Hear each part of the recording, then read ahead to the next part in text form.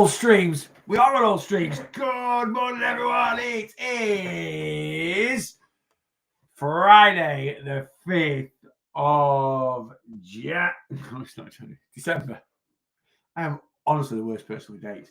It's Friday, the 5th. It's sure nearly, 5th of December. Good morning. Are we all good? I'm a little bit late this morning. To be honest with you, Fridays are just a bad day for me in terms of being busy, and I'm just trying to tick off loads of boxes before I get my head stuck. Once my head's into check-ins, that's it. I'm check-in bound, right? Bang, bang, bang, bang, bang, bang, checking. So I'm trying to do all my... Been to the gym first thing this morning, got myself a yogurt bowl afterwards, and I'm just trying to get all my admin done before... What I'm trying to do, trying to get my admin done before... get stuck into checking. So anyway, admin's all done. So I'm a little bit late. I'm only going to be on for half an hour or so this morning, guys. But, half an hour is better than nothing. Half an hour, I don't care what anyone says.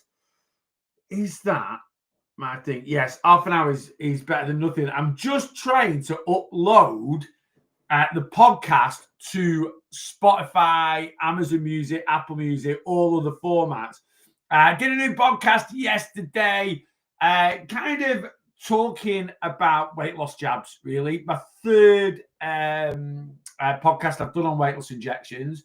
This one was more about kind of what I've learned over the last 12 months with working with so many people on weight loss injections. It's just my own personal opinion. There's nothing in there that's like majorly scientific, as it were. It's just my own thoughts and feelings. Some people will agree with those. Some people will disagree, which is absolutely fine. But I think it's a good podcast. It's a long one, right? It is a long one, right? It's nearly an hour. I was just sat here rabbiting on. I was like, and do you know what? Before I did the podcast, I was really worried about structuring it. Literally worried about how, because I can go off on so many different tangents. And I think I got there in the end. I think I got about everything out that I wanted to get out. I don't really listen to my podcast back because they just come from in here. Sometimes I do a little bit of research and stuff like that. But yeah, that one's just, I've worked over the last, in 2025, I've worked with a lot of people on the jabs. I still get asked now. And I think we're going to be going into a phase where, or a time where I think a lot of people are going to be jumping on them. January, February, March. I think that's going to be a case every year. Everyone joins the gym in January. Everyone does dry January. I think we're going to see a lot of people heading for them. So I just thought it was quite an important one to do. Anyway, I'm going to try and do a couple more podcasts before the end of the year. I'm going to kind of do a Christmas one. I've done a lot of Christmas content with my community over the last few weeks, and I've started doing a bit of New Year content this week. So I'm going to kind of summarize everything that I've spoke about with my community into a couple of podcasts. So kind of a Christmas podcast, and then like a New Year podcast, which again is something people, because I'm off. I'm finishing 2 weeks today. I am done and dusty. Well, 2 weeks tomorrow officially. I'll always be doing a bit of work on the Saturday, and I'll probably do like the final newsletter on the Sunday of the year. But yeah, I'm having 2 weeks off for Christmas. 16 days actually. If I'm gonna be totally honest with you, I'm probably gonna be off for 15 days. So I'm taking. It doesn't mean I'm not doing lives. I might jump on a live like on Monday, the 22nd, is it? The 23rd. I might jump on a live on Christmas Day and come and say hello. I have no idea. I'm not saying I won't jump on lives and come and say hello and this, that, and the other. But I am going to step back a little bit and have a couple of weeks off, because January, February, it's just manic. It's just manic. It's just work. So you've got to have that. You've got to have that balance. You've got to have that. You've got to have that balance. Anyway. I have just uploaded. Oh God, do you know what the thing is with it's not really that big a deal, to be honest with you. It's not that much. See, there we go. This is it. It's so much harder to upload to. Oh no, it's not. It's let me straight in. It can at times. I'll rephrase that. It's a bit more right. Flipping it, Neil. Spit it out, son.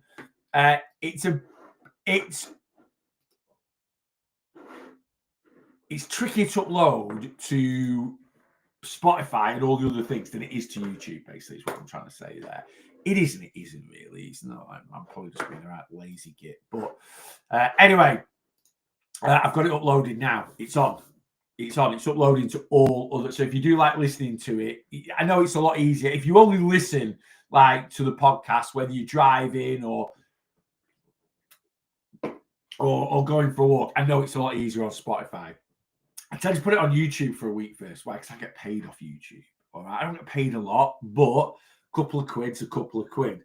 So I don't get anything off Spotify or anything like that. So, but with this podcast, I'm not going to do the week. I'm going to get this. I'll get it uploaded today. Same with the Christmas one, same with the New Year one. I'll upload it the day after to Spotify. If you're happy to watch it on YouTube, I would appreciate it. Even if you just stick it on in the background. Any of my content that comes on YouTube, even if you're not interested in watching it, if you just stick it on in the background, YouTube has no idea whether you're sat in front of your TV or not. It just goes on views, right? So even if you're sat in the background or you just stick it on one of your TVs in the house somewhere and just leave it playing, that would be amazing. Thank you very much. That would be brilliant. Anyway, there we go. Leanne on YouTube. Good morning. Literally just listened to this. Very interesting. Thank you very much. Nelly New is just straight in on Facebook. Friday, people. Happy Friday to you, Nelly New. Right, let's do a top 5 on TikTok this morning. Let's see who's in. Where are we at? Cal's in at number 1, Lou's in at number 2, Faye's in at number 3, Sheila's in at number 4, and Lisa's in at number 5. Good morning, guys. You're on my top 5. Thank you for jumping straight on TikTok, coming and saying hello. Paul's in. Good morning. Tom C. Morning, mate. Tina, good morning. Thought I'd slept through Christmas then. You know, like I said, it was January. I was like, oh, what's going on? Happy New Year. Brilliant. Morning. Not so this morning. So send over weighing tomorrow morning. Absolutely fine, Tina. Are you currently supporting any clients maintaining on GLP-1s? Yes, one. I've got one. Very early days. I say she is maintaining. We're trying to get her to maintain. Well, she is maintaining. I think today or next week will be second maintain check-in. So first maintain check-in, as standard when you move to maintenance calories, scales have gone up a little bit. We are kind of reverse dieting. I hate that phrase. There's no real need to do it, but we are just eking the calories up a little bit because the client that I'm working with is a little bit panicky, like a lot of people are, about increasing calories and gaining weight and this, that, and the other. She's got her last jab. She might have just had it. Her last MJ jab. So she's going to come off MJ-ish. We've kind of timed it with this client. I'm weaning a few clients off at the moment, but the other 3 that are coming off MJ they'll be still on it over Christmas. They wanted to stay on it over Christmas. This current client, we're bringing off it before Christmas, but we have kind of timed it because Mounjaro stays in your system for around about 30 days. Is it as effective?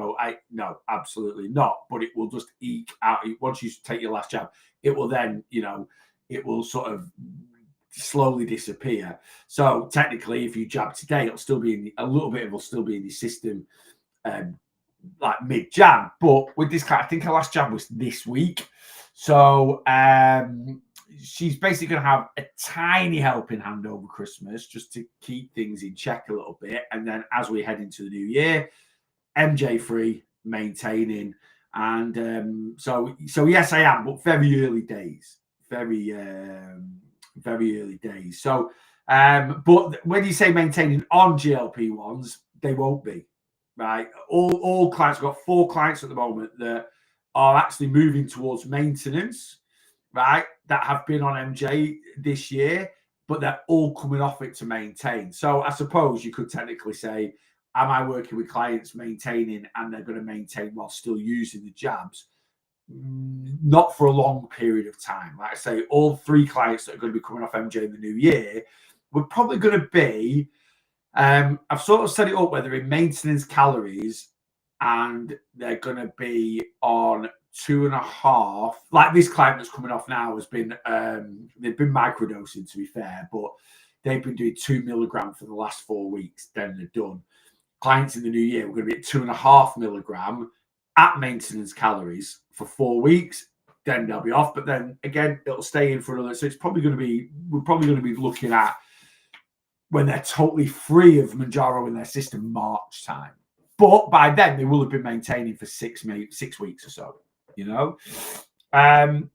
We've obviously got to play it by ear a little bit on what Christmas games come in and stuff like that, you know.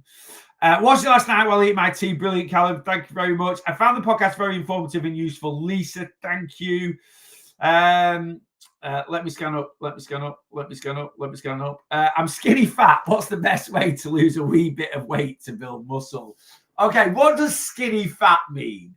Skinny fat is basically someone that isn't fat, right? They just aren't happy with their current body composition. So they've probably got they're probably not overweight, but they don't have a great physique, or they're not happy with their physique, as it were. So they might have little deposits of fat knocking about. Now, in all honesty, you know, if you are thinking you are skinny fat, like this person has just asked there, I wouldn't even worry. So if you're happy with your current weight, but you're not happy with the way you look, I wouldn't even look at doing fat loss at the moment. I would literally just get into training. And work on building some muscle. Right? That would be my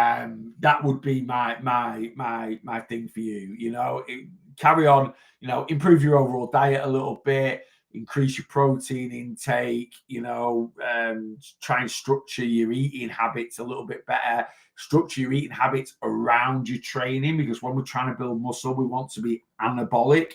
So it's quite easy when we are in a fat loss phase to be catabolic, which can decrease our overall body mass, which does include the loss of muscle mass.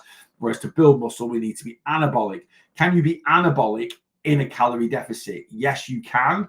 Right. But again, you need to structure your eating correctly. So basically, when you go to the gym and train, within a couple of hours of coming back from the gym, you need fast digesting carbohydrates. You need some a decent amount of protein in there. You also need to feed protein into your body throughout the day. So now, don't get me wrong, if you're brand new to the gym and you've never really trained before, you don't really need to be that into it. In terms of just go to the gym, lifting weights, nail your training, right? Once you've nailed your training, your body will do some pretty decent adaptations anyway and change your overall composition.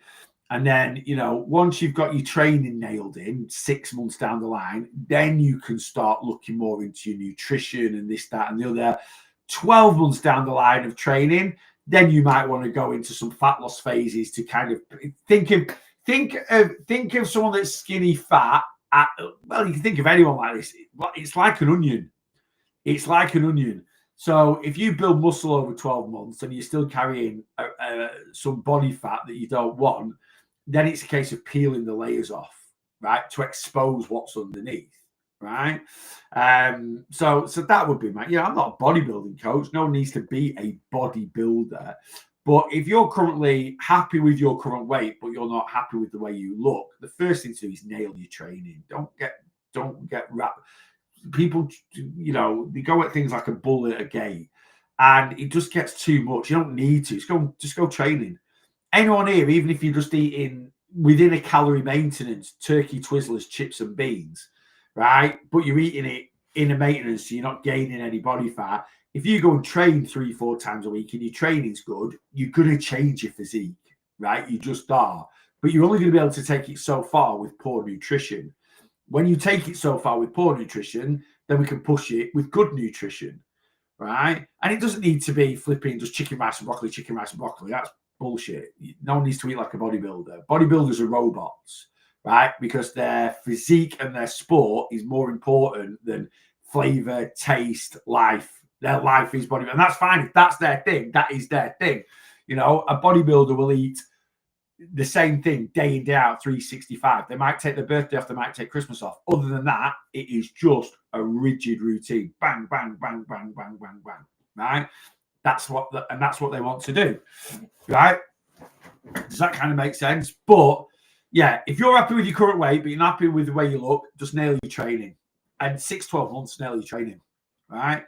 And, don't get me wrong. Could your gains, as it were, be improved by nailing your training while nailing your news. Yeah, but if you try and put too much in all at once, you're not going to stick to it because it'll just be a bit of a head mash. Good morning. I can now say this time tomorrow I'll be in Benidorm. Wonderful. Have a great time. Hope the weather's decent. The weather's normally all right this time of year. I've only been to Benidorm once in November. Oh, it's December, isn't it? I've never been in December. I've been in November. And during the day, if it's sunny, it can be a good 20 degrees. Let's have a look at what the weather's like. It's generally dry, good 20 degrees. So, yeah, over the next couple of days, Saturday, Sunday, Monday, it says it's 21, 19, 18, 18. In the sun, it'll be 24. Mid-afternoon, 2 o'clock. Well, actually, probably a bit earlier than that because it's winter. 12 p.m. You're sat outside a bar at 12 p.m. It'll probably be 22, 23. It'll be lovely, especially compared to here. It will tend to be cool at night time, especially if you're walking down the beachfront. So you will want like a hoodie at night time or a coat or something like just a light jacket will cover you at night time. A lot of the places in Benidorm, they have shutters, like things that come down, and they've got patio eaters. It's kind of a bit. Benidorm's an all year round resort, even though it's not Tenerife, even though it's mainland Spain. It's packed this time of year. Packed. Christmas is rammed in Benidorm. Anyway, have a wonderful time, Lisa. Right, let me scan up, see what I've missed, if I've missed anything at all. Protein box getting delivered today. Yes, they're sold out. They're gone. The protein boxes are gone. We've done 48 protein boxes this month, and I didn't have one bill on Monday, I don't think. So I've literally packed 48 and labelled and packed up and posted off, done and dusted. So thank you to everyone that's bought a protein box. Anyone that's got a subscription, I've not done them all yet. I need to before I look at the end of guys. If I miss you and your sub goes through, I will obviously issue a refund. But I don't do boxes in January. All right. Basically, I do not do protein boxes in January. We just run them February to December. So I've been changing the dates. So whatever your direct debit normally goes out, it will go out. It won't. So let's say your subscription normally goes out the 28th of each month. So it's going out the 28th of November. It won't go out the 28th of December. It will go out the 28th or thereabouts of January, ready for February. I will put some stock in. I'll put it in when I come back on the 5th of Jan. I'll put the stock in place, and if anyone wants to order a box for February, you can order a box for February. Liz, good morning. Tina, I usually listen on Spotify, but I'll switch to YouTube. Go and listen whilst driving the groomers. What? Where's she driving to? Is that you going to the groomers or the dog, Tina? Or have I read that wrong? Yeah, like I say, I'm not forcing people to watch it on YouTube. It's not like, please, however you watch it, if you find it interesting and it helps you, I'm more than happy with that. But like I say, with YouTube, my YouTube is monetized. So I do get a couple of quid. Like I say, it's not a lot. I don't earn a lot from YouTube at all, but it helps. And I love doing my YouTube content. I really, really do. We've done well on YouTube this year. I wanted 3,000 subscribers. I've got 2,814. I'm only a small little platform on YouTube. So yeah, I wanted 3,000 subscribers. I've got 2,840, so it's done all right. I think I had 1,500 last Christmas, so I've nearly doubled my subscribers over the year, and which is good. And I only managed to monetize my YouTube this time, maybe only this year, something like that. And in my eyes, I see things like with business a bit like weight loss. Every little bit helps. Some people think so many things are insignificant when it comes to weight loss. Oh, it's no point doing that. Oh, there's no point doing that. It's like there's a point to doing everything. So, if I can earn 100 quid a month from YouTube. It helps if I could earn 100 quid a month from doing some protein boxes. It all goes into the pot. You know, it all goes into the pot. And like I say, I'll always put out a lot of free content. I'll always do that, you know, to help people because that's my ultimate goal. But you know, if you get a little bit back, you get a little bit back, don't you? Right, let me scan. I asked because I don't have any plans to come off MJ.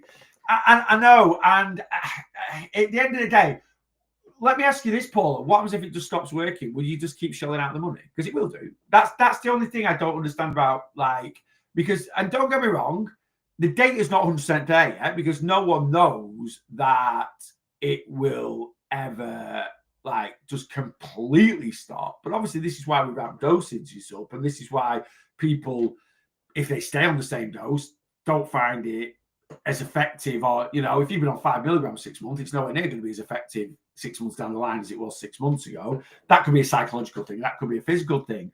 So there are people that are called lifers that have just decided, I'm going to stay on it for the rest of my life. I'm like, why? If it don't work, why would you waste the money?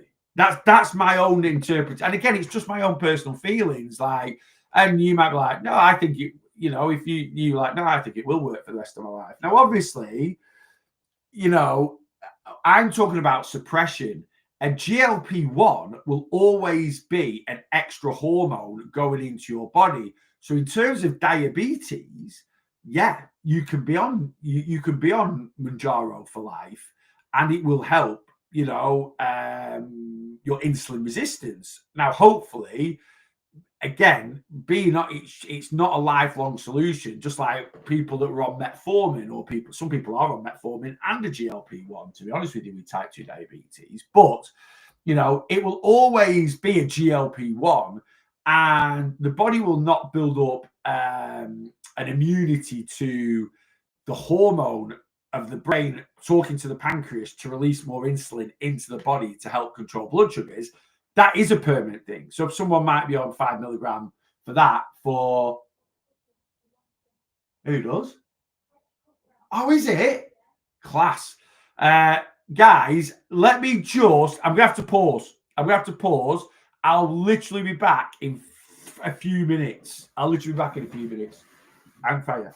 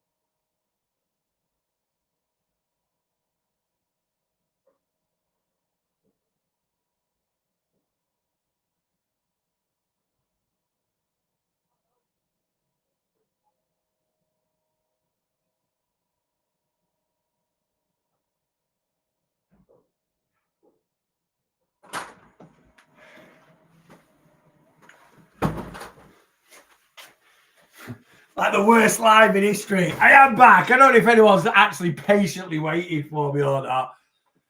If you want to know the story, we've got two great big, like, not privet. What's the... I don't know what the type of hedge is. I have no idea. Anyway, a guy comes every year and, like, he literally cuts all the hedges in the village. And he's just basically knocked on the door saying, do you want your hedge doing this year? I was like, yeah. But I needed to leave the car and sort out a few other bits and pieces. Not a disaster, but anyway, I'm back. I'll do an extra 5 minutes and then I'll do 10 minutes maybe, and then I'm going to have to go. Anyway, hedges are all done. Was just enjoying the backwards side. Brilliant. So yeah, where were we? Oh, talking about GLP-1s. Yeah, that's the thing with people that are going to stay on it for the rest of their life or have made that decision already. It's like, well, we kind of know already that it stops working, which is why we ramp the doses up. And you know, I've got clients this year that have gone up to like the highest dose, and it's just like, that's it. So I'm like, why would you continue paying out all this money if it's just not going to be effective? Now, obviously, there is data that is kind of like you can come off Mounjaro and then maybe come back on it in 6 months, and then it will be effective again. But like any medication, if it's took you 18 months to build up this kind of immunity to it, as it were, where it stops working, like any medication, if you then come back onto it, it's going to be a much shorter shelf life. So what are people going to start doing? 6 months on it, 6 months off it, 6 months on it, 6 months off it. And when the 6 months are off it, are people going to regress backwards? Because all we're building there is a brand new restrict and binge cycle. That is all we are creating. So, you know, I had a client earlier on this year that was staunch lifer. I'm a lifer. I'll never be off it. It's changed my life. I'll just be using it for the rest of my life. They've not took it for 4 months. They've not took it for 4 months because they got to the point where it just wasn't effective, and they've not been on it now for 4 months. So opinions change, like I've said. You know, I think my overall stance on weight loss injections has been very similar, but you know, we could sit here in 12 months' time, and someone's like, I've been on 5 milligrams for 18 months, Neil, and it's still working brilliant. And if that's the case, I will eat my words. And I'll go, right, I get it. Because the data at the moment, people might be like, well, the data is too soon for me to say, well, it won't work for life. Yes, we could say that. But the data is pushing more towards my point of view than someone that's just like, yeah, I'll just be on it for the rest of my life. Right? Do you know what I mean? So, and some people don't have a choice. Some people don't have a choice with certain medications to be on it, you know, for the rest of their life. I think we do have a choice with it, you know. But that, again, it's just my opinion. It's just my opinion, you know. My opinion has changed, to be honest. I always planned to come off, and now I don't. So that could change again, you know. And like I say, you know, whether it's a psychological thing and it's just kind of like, you know, you know, some people have a blanket that they've had 25 years and they're literally like, I can't sleep without it. Of course you can sleep without it, but it's that comfort blanket sort of thing. So whether it's effective or not, if people are happy to pay 150, 200 pounds a month to have a comfort blanket, that whether it's effective or not, they feel that because they're taking it, it allows them to be more in control with their eating. Is it worth 200 pounds a month? You know, for me personally, if someone had said to me at 37 stone, you can pay 200 pounds a month for the rest of your life and you'll be able to control your weight at a healthy weight for the rest of your life, I'd pay it. I would be like, where do I sign? You know, so it's still extremely early days for both counts of it. But like I say, the data, and that's why I talk about it. And I do look at data. I do look at science. I don't not we can't just base things on anecdotal evidence.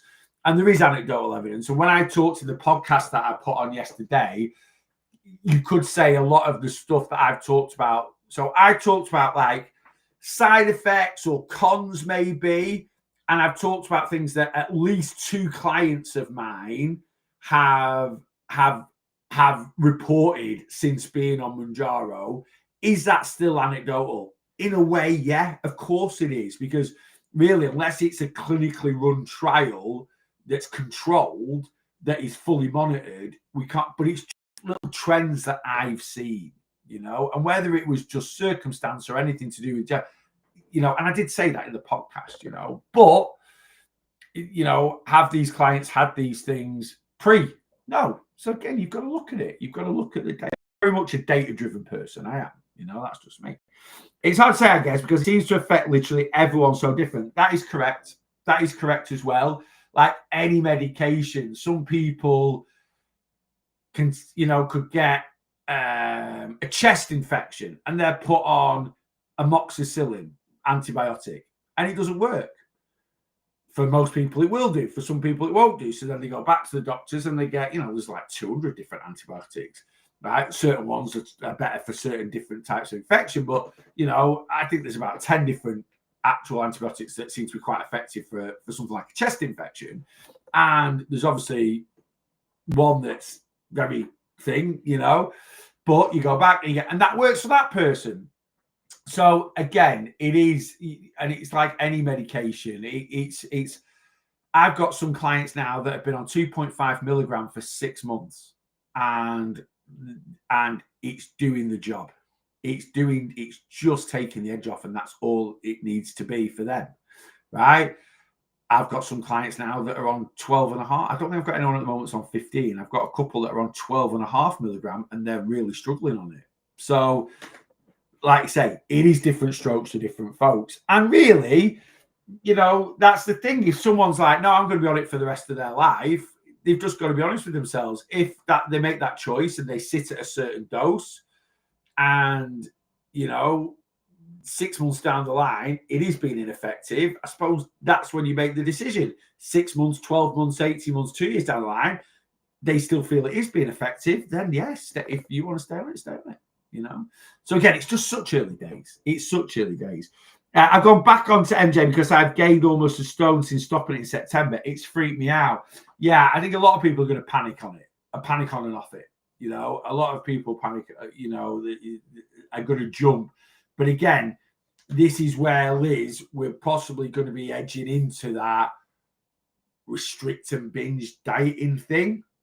Restriction on Mounjaro, binging off it, restrict while you're on it, binge when you come off it. But we're going to put things into place to stop that happening, because obviously you've come on plan with me and I work with clients that use an MJ, but my mission is for people, for anyone that's on Mounjaro, is to get them into a position where they feel confident enough, where they don't need it. And if we can get you to that position, right, and we can trying really hard not to continue that. It's my life story. It is with any diet, isn't it? If we look back, all weight loss methods that we've ever used, where a restrict and binge cycle can be five days restricting Monday to Friday, 2 days binging at the weekend, right? And that's there'll be so many people where I'm a big advocate for banking calories, flexibility, freedom of eating. But there'll be so many people out there that are doing 800 to 1,000 calories Monday to Friday and then 3,000 calories Saturday, Sunday. Is that a restrict and binge cycle? It is a little bit, yeah, of course.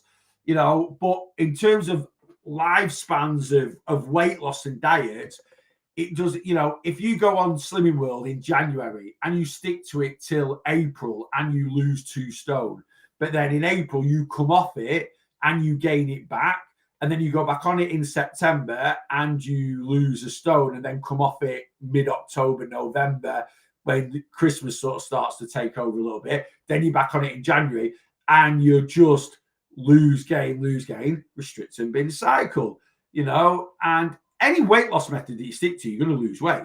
It's the issue is we don't stick to it. And when we don't stick to it, we go back to old habits and that puts the weight back on, and genuinely more.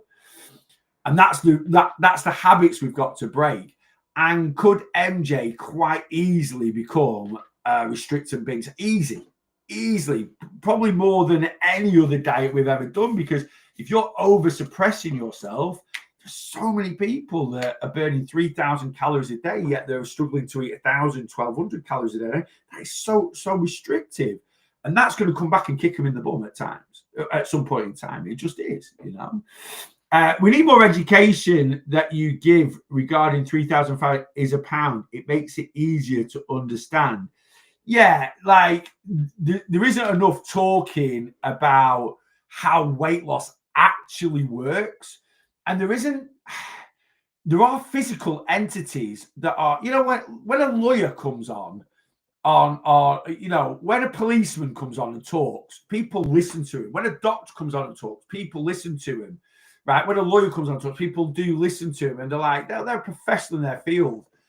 With the health, weight loss, fitness industry, there's no upper regulation. There's no, yes, we've got the WHO, yes, we've got the NHS in the UK, but it doesn't seem to have what seems to be the ruling factor with health, fitness, and weight loss is how you look. You can have the most qualified nutritionist in the world, right? But if a 6 foot ripped, shredded bodybuilder contradicts them, so you've got the most qualified nutritionist in the world that is not overweight, but doesn't have a great physique, right? They're just average Joe blogs.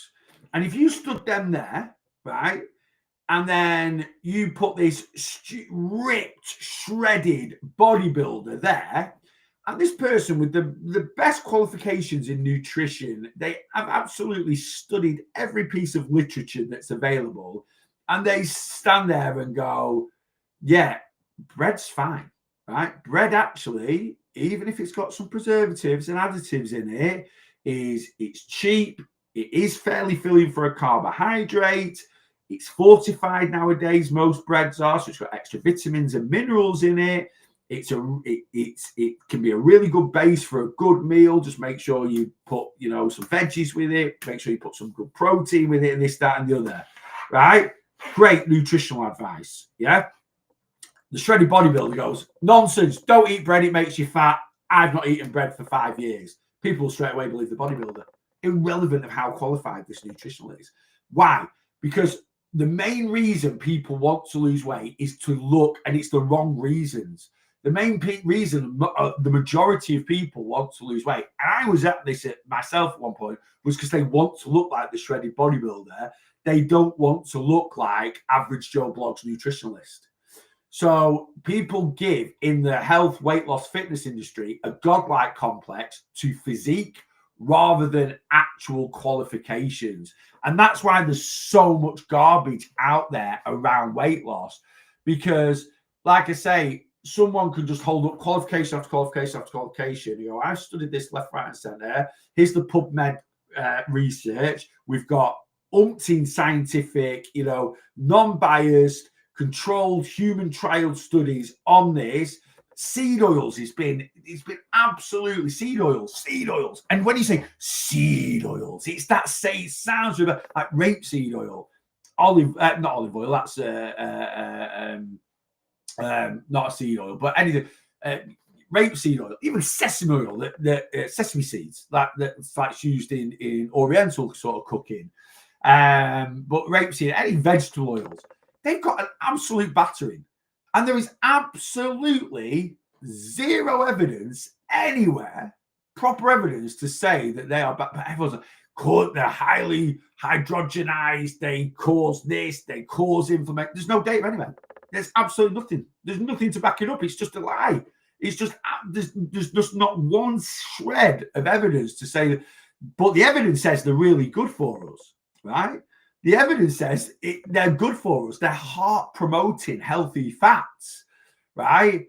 But because we've got all these bodybuilders now promoting the carnivore diet, and you can't promote a carnivore diet without demonizing anything to do with vegetable, anything that's non-animal based. right? And you've got these sort of bodybuilders on the carnivore diet going, seed oils are dead bad. People are just believing them. Whereas we've got doctors in nutrition, we've got people that are just like unbelievable. You've got Eddie Abu's classic example. Eddie Abu is a psychiatric nurse, right? That has absolutely abused his body through bodybuilding for years and years and years and years and years. He still takes gear now. He still eats carbohydrates. He still eats everything that he says he doesn't eat because he couldn't have the physique that he would have at 60 odd years of age if he lived the lifestyle he claims that he leads, right? But you've got him, and everyone seems to believe him. And then you've got, like, I follow a guy called Dr. Ids, who's absolutely brilliant. He's very straight-laced and he's got a bit of a stick up his bottom, but his content is fantastic. And he is a doctor in nutrition, right? And every time he quotes something, he puts a PubMed study up, everything's researched, everything's scientific, proper evidential data, and people will believe a psychiatric nurse with zero nutritional qualifications that is just fraudulent because of the way he looks compared to the guy that's got a PhD in nutrition. The world is bonkers. And that's why it needs bringing into school. It needs to be drilled into us earlier. People need to understand exactly about health and weight loss early before the lies can get a hold, right? It needs to be educated at school. Kids need to understand in a healthy way. There's a very unhealthy way to talk about health and nutrition and this, that, and the other. And obviously, very hard with kids, certainly kids that are hitting puberty. And again, aesthetics is very important and this, that, and the other. But we do need to understand, this is a pound of body fat. It's got 3,500 calories in it, right? Body fat is just energy. It's just stored energy. You can look at it as the same as energy in a battery, petrol in your car, right? It's basically what fuels us, right? It's our energy source. And just like filling your petrol tank up, when we eat calories, it fills our tank up, our body. And when we move, just like driving a car, we then use the energy that's stored in our body. The issue comparing us to a car is a car has a solid petrol tank. You can only put so much fuel in it. Once it's full, it's full. And then when it's empty, you put more fuel back in it. We are not a solid petrol tank. You can put as much energy into us, irrelevant of what we burn, right? And there's no control. There's no click at the pump. That's what we don't have. We don't have it's full. Go and pay, off you go. You don't need to put any more energy in that car for a week. Right? We don't have that. We can build up as much of this in our system as we want, right? Ridiculous amounts, to people that get to, like, I was over 500 pounds, right? I didn't have 500 of these in my body. I wasn't 500 pounds, but I was certainly 500 pounds. I was certainly probably 300. I've still got a few left now that I want to get rid of. Certainly had 300 of these sat in my body that I didn't need, so it's crazy. And there is data out there is science out there. There are bodies out there that know that a lot of what people talk is nonsense. Why there's no regulation, I have no idea. Why there is absolutely no guidelines and regulation for what you can talk about on social media, because there is for other things. If you come on social media and you talk about, certain topics, right, you get regulated, you get banned, you get, warnings, violations that come through. Why are you're dealing with people's lives, you're dealing with people's health. Right, so why are there not more regulations to control what is spouted out? Because it's so dangerous. It genuinely is. Everyone on GLP-1 should have a weight loss coach. To be honest, everyone that's on a GLP-1 should have to. I think GLP-1s, they shouldn't be able to be purchased online. Being online means there's more competition, which means you do get a better price. But I think they should all be run through a local pharmacy where maybe, and that local pharmacy, because the money they'll be making off them is ridiculous, employs a nutritionist, a dietitian, a such and such. So every time you're buying your month's supply, right, you have to go in. It has to, and it's included in the price. And you've got to have, you get your weigh-ins, you discuss things. You maybe have to take a login of what you've been eating, the calories you've been consuming. It should be regulated so much more, because then you're not going to have people that aren't overweight buying it, lying, right, manipulating the system.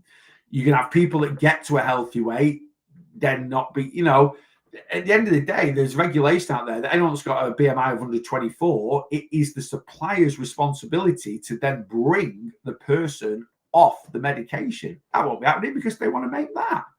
But, if you go and weigh in front of a dietitian and go, right, you're 11 stone now, your BMI is 22. Yes, you might want to lose a bit more weight, but you don't need this anymore to lose the weight, right? And you should have put the things into place over the last 12, 18 months of using this to now have the confidence to go off and manage your own weight now, right? And for the next 6 months, although you're not going to be using MJ, you can still come in here once a month, as you have been. We'll weigh you in, bring your diaries in. Let's see how you're doing, right? For a bit of accountability and a bit of support, I'd love to. I would love to. I do it. I do 2 days a month for free in a pharmacy, talking to people that are doing the GLP-1s. I would. Because I wouldn't be doing it for free. I'd be doing it for me as a coach to improve me, right? So I'm more than happy to do 2 mornings a week in a clinic, in a pharmacy, working with GLP-1 clients, right? Weighing them in, working with my plan, because the education I've got this year from working with clients that are on GLP-1s, my knowledge base now in December 2020 is 10 times what it was in December 2024. And it'll be even more so in December 2026. And that's invaluable. You can't pay for experience. You can't, It'll never happen. It'll never happen, because if it was done like that, it would stop. It would reduce the income, Anyway, guys, I've got to go. I've just heard the hedge cutter finishing, so I need to go jump in the car and go and get in some cash. Anyway, that's it. That's it. Guys, it's been a pleasure as always. Enjoy your weekend. I will be back Monday morning, not Monday night. Evening lives are done. Other than everything weight loss session next Wednesday, I'm done. I'm zoning out. I'm chilling out, me. I'm sliding out of 2025. I'm taking the foot off the gas a little bit in terms of work, enjoying a bit more of a relaxing couple of weeks. Then we're gonna have a very relaxing couple of weeks, and then January, we're at it full throttle. Guys, have a great weekend, whatever you are doing. Guys, I'm going to get stuck into check-ins at some point today. I have no idea when. No, it'll be in about half an hour or so. I need to go and do this. Go and get some cash go to the cash boy, get some cash for matey boy that's just done the edges. Anyway, yeah, just have a great weekend, and I'll see you Monday morning, 8:30 a.m.